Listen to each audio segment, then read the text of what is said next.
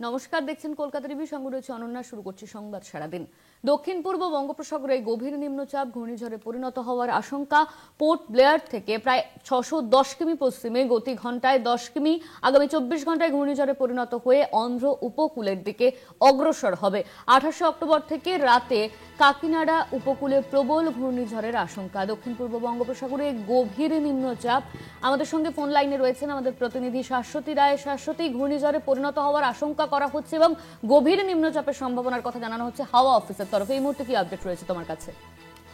দেখো, এখনো পর্যন্ত ডিপ ডিপ্রেশন রূপেই অবস্থান করছে দক্ষিণ পূর্ব বঙ্গোপসাগরের ওপর এই সিস্টেমটি, এবং এটি ক্রমশ 10 কিলোমিটার প্রতি ঘন্টা গতিবেগে পশ্চিম উত্তর পশ্চিম দিকে অগ্রসর হচ্ছে, এবং মনে করা হচ্ছে আজকে আগামী 24 ঘন্টার মধ্যে এই ডিপ্রেশনটি ঘূর্ণিঝড়ে রূপান্তরিত হবে এবং সেটি অবস্থান করবে পশ্চিম মধ্য বঙ্গোপসাগরে, এবং তারপর তার অভিমুখ আবারও ক্রমশ উত্তর থেকে উত্তর পশ্চিম দিকে হওয়ার পর সেটি সিভিয়ার সাইক্লোনিক স্টর্ম রূপে আগামী 28 অক্টোবর অর্থাৎ মঙ্গলবার সন্ধ্যের দিকে অন্ধ্রপ্রদেশের কাকিনাড়া অঞ্চল ক্রস করবে, এবং সেখানেই তার ল্যান্ডফল প্রক্রিয়া হওয়ার একটি সম্ভাবনা রয়েছে।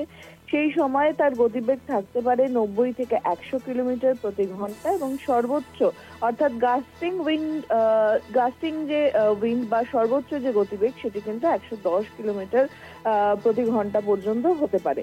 অর্থাৎ মনে করা হচ্ছে যে আগামী এই ঘূর্ণিঝড় মান্থা আগামী মঙ্গলবার বিকেল থেকে সন্ধ্যের মধ্যে তার ল্যান্ডফল প্রক্রিয়া চালাবে, এবং অন্ধ্রপ্রদেশ উপকূলবর্তী অংশে এর ল্যান্ডফল হতে চলেছে, এবং এর প্রভাব সব থেকে বেশি পড়তে পারে তামিলনাড়ু সংলগ্ন উপকূলীয় অংশে।